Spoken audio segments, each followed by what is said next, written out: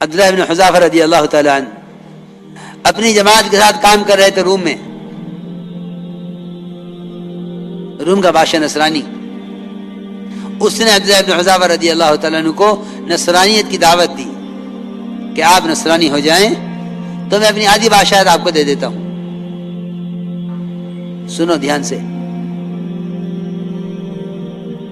یہ فرمایا کہ نصرانیت پر تیری آدھی بادشاہت، تیری پوری بادشاہت مل جائے اور عرب کی ساری بادشاہتیں مل جائیں اور ہمیشہ کے لیے مل جائیں، اس سب کے ملنے پر صرف مجھ سے یہ کہا جائے کہ ایک مرتبہ پلک جھپکنے کے بقدر محمد صلی اللہ علیہ وسلم کے دین کو چھوڑ دو، ہمیشہ کے لیے نہیں،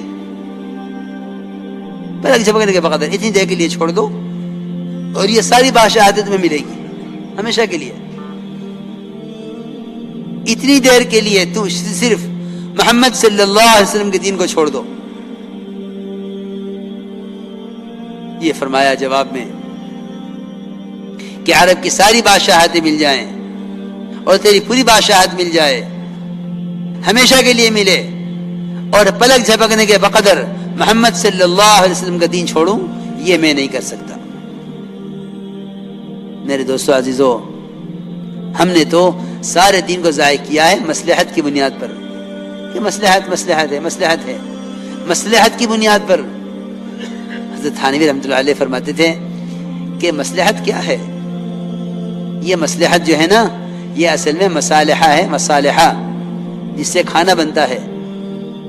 جتنا اس کو باریک پیسا جاتا ہے اتنی کھانے میں لذت ہوتی ہے. یہاں مصلحتوں کا خیال کرتے ہیں، دین کو ضائع کرتے ہیں مصلحت کے لیے، حالانکہ مسالے پیسنے کی چیز ہیں کہ جو مصلحت تمہارے سامنے آئے اسے پیس ڈالو دین کے لیے، تمہارے دین میں لذت جب ہوگی، ورنہ دینی سمجھوتا کر بیٹھو گے. دینی سمجھوتا کہ ٹھیک ہے اسلام ٹھیک ہے لیکن حالات دیکھو. میرے دوستو عزیزو، اب حال یہ ہے کہ دو چار بات ہم آپ کی مان لیتے ہیں، دو چار بات ہماری مان لیجئے.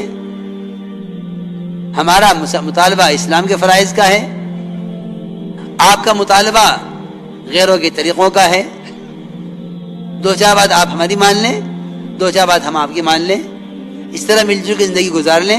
خدا کی قسم اس کو قرآن کی اصطلاح میں نفاق کہتے ہیں. اس کو قرآن کی اصطلاح میں نفاق کہتے ہیں. استقامت اس کو نہیں کہتے کہ میں نماز پڑھ لوں، آپ روزہ رکھ لیں، فلاں زکوٰۃ دے دے، فلاں معاملے کا اچھا ہو جاوے، فلاں کے اخلاق بہتر ہو جاوے. اس کو اسلام نہیں کہتے، اس کو استقامت نہیں کہتے.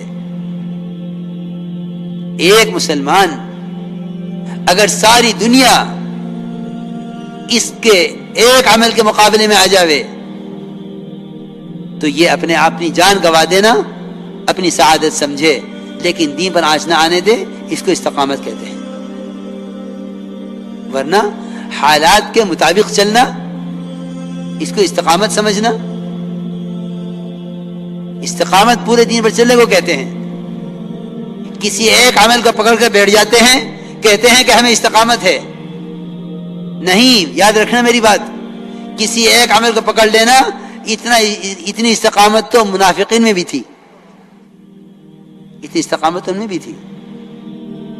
استقامت اس کو نہیں کہتے.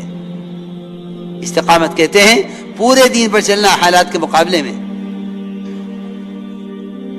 کیونکہ اللہ رب العزت نے قرآن میں منافقین کا حال بیان کیا ہے. قرآن میں منافقین کا حال بیان کیا ہے. اور یہ فرمایا ہے کہ لوگوں میں ایسے بھی لوگ ہیں جو کفر و اسلام کے بارڈر پر چلتے ہیں، نہ پورے کفر میں نہ پورے اسلام میں، کہ یہ درمیان کا راستہ بنا لو. اس راستے کا فائدہ یہ ہے کہ اگر حالات اچھے ہوں گے تو ادھر ہو جانا، حالات خراب ہوں گے تو ادھر ہو جانا. لکھا ہے مفسرین نے کہ یہ مدینہ منورہ میں آ کر رہتے تھے. اگر تجارت اور زراعت میں نقصان ہوتا تو کہتے کہ اسلام اچھا دین نہیں ہے، اور اگر نفع ہوتا تو کہتے کہ ہاں یہ دین بہت اچھا دین ہے۔ یاد رکھنا، دین کو دنیا کی برکات کے لیے اور دین کو اپنی دنیا کی خواہشات کو پورا کرنے کے لیے اختیار کرنا، یہ نفاق ہے، ایمان نہیں ہے۔ یہ نفاق ہے، ایمان نہیں ہے۔ دین تو اللہ کا حق ہے، وہ ہمیں بھوکا رکھے، ننگا رکھے، دنیا کی کوئی چیز ہمیں نہ ملے۔ کہ حدیث میں آتا ہے کہ ایک شخص پیدائش سے لے کر بڑھاپے کی آخری عمر کو پہنچ جاوے اور سجدے میں پڑا رہے، وہ اللہ کی عبادت کو قیامت میں حقیر سمجھے گا، کیونکہ عبادت اللہ کا حق ہے۔ کوئی معاملہ نہیں اللہ کے ساتھ کہ ہم تیری عبادت کریں گے تو ہمیں کھلائے گا، بالکل معاملہ نہیں اللہ کے ساتھ۔ عبادت اس کا حق ہے۔ وہ ننگا رکھ کر، بھوکا رکھ کر ایک شخص پیدائش سے لے کر مرنے تک اللہ کی ایسی عبادت کر لے جیسے عبادت کا حق ہے، اور اللہ اس کو دنیا میں ایک ذرے کے برابر کچھ نہ دیں، اللہ کو اس کا حق ہے، کیونکہ عبادت یہ برکت ہے، عبادت کا بدل نہیں ہے، عبادت اللہ کا حق ہے، عبادت اس کا حق ہے۔ اگر وہ سارے عابدوں کو جہنم میں ڈال دے، اس کو اس کا حق ہے، اس کی سمجھیت کا تقاضا ہے، یہ کوئی چوں نہیں کر سکتا، یہ اس کی طرف ظلم نہیں ہوگا۔ ظالم تو ہم ہیں کہ ہم ایک عمل کر کے یوں سوچتے ہیں کہ اس عمل کے بعد یہ وہ تو ہوا نہیں جو میں چاہتا تھا۔ اس لیے میرے دوستو عزیزوں، میں اس لیے عرض کر رہا ہوں کہ صبر کو، شکر کو سمجھنا چاہیے کہ صبر تقوی کے ساتھ ہے، صبر تقوی کے ساتھ ہے۔ بغیر صبر کے جو تقوی کرے وہ بغیر تقوی کے صبر اختیار کرے، جو بغیر تقوی کے صبر اختیار کرے وہ تو بالکل ایسا ہے جیسا کوئی چور یا کوئی مجرم کہ تقوی کے بغیر عزیزہ برداشت کر رہا ہے۔ اس لیے میں نے عرض کیا کہ دین کے بارے میں کیونکہ اب خیال ہی ہونے لگا ہے کہ بھئی باطل سے سمجھوتا کر لو تاکہ کم سے کم دنیا کا وقت تو صحیح گزر جاوے، آخرت کے دوام کا تصور نہیں ہے، گزرنے والی دنیا کا فکر ہے، آخرت کے دوام کا تصور نہیں ہے، آخرت کا دوام کا تصور کرو۔ اس لیے یہ بہت نازک بات ہے، بہت نازک بات ہے کہ ہم دینی سمجھوتا کر لیں کہ ٹھیک ہے، دو بات ہم آپ کی مان لیں، دو بات آپ ہماری مان لیں، اس طرح دنیا میں گزارا ہو جاوے کہ قرآن کی اصطلاح میں اس کو نفاق کہتے ہیں۔ آپ صلی اللہ علیہ وسلم سے مشرکین نے بڑے مطالبے کیے ہیں اصلاح ان کے۔ آپ صلی اللہ علیہ وسلم جب بھی آپ بیت اللہ کا طواف کرتے تو آپ ہر چکر میں حجر اسود کا بوسہ لیتے، یہ آپ کو پسند تھا،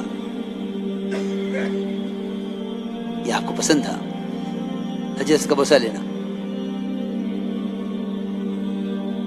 مشرکین نے جب یہ دیکھا کہ آپ کو حجر اسود کا بوسہ لینا پسند ہے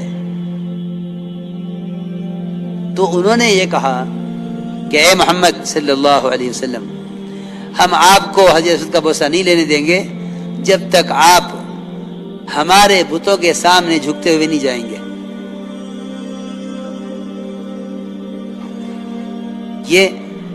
یہ ہے جو میں اصل بات بتانا چاہتا ہوں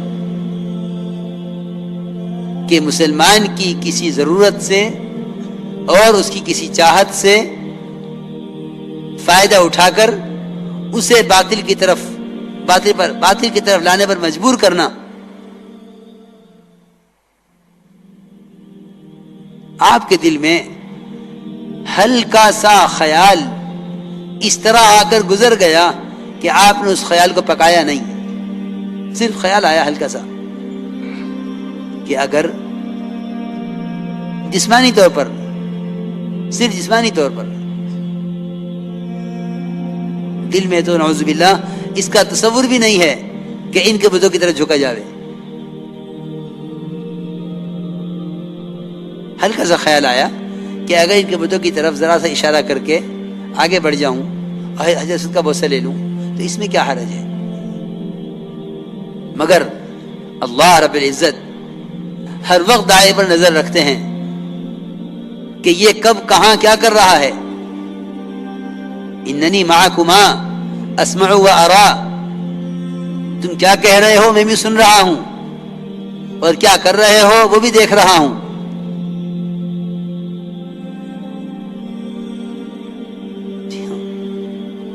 ہر وقت ہر آن نگرانی ہے. آپ نے فرمایا آپ کے دل میں ہلکا سا خیال آیا کہ اگر صرف جسم سے،